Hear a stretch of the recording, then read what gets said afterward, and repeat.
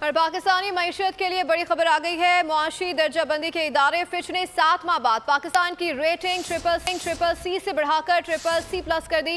Report में कहना है कि दर्जाबंदी में बेहतरी की अहम वजह IMF का नया कर्ज प्रोग्राम है। आलमी मालियाती इदारे ने पाकिस्तान को $7 अरब कर्ज देने की यकीन दहानी कराई है। क्रेडिट रेटिंग बेहतरी से पाकिस्तान का आलमी मार्केट में एतमाद बहाल होगा। आलमी मालियाती इदारे कर्ज देने में पाकिस्तान पर एतमाद करेंगे।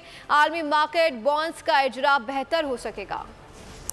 चीफ जस्टिस काजी फाइज ईसा को कत्ल की धमकियां देने वाले TLP के नायब अमीर ज़हीरुल हसन शाह ओकाड़ा से गिरफ्तार कर लिए गए। नामालूम मुकाम पर मुंतकिल कर दिया गया। TLP के ज़हीरुल हसन शाह के खिलाफ थाना किला गुजर सिंह में मुकदमा दर्ज। 1500 कारकुन भी नामजद। मुकदमे में इंसदाद दहशतगर्दी एक्ट और मजहबी मुनाफरत की दफात शामिल। फसाद फैलाने और अदलिया पर दबाव डालने, आला अदलिया को धमकी देने और कार्य सरकार में दफात भी शामिल कर ली गई।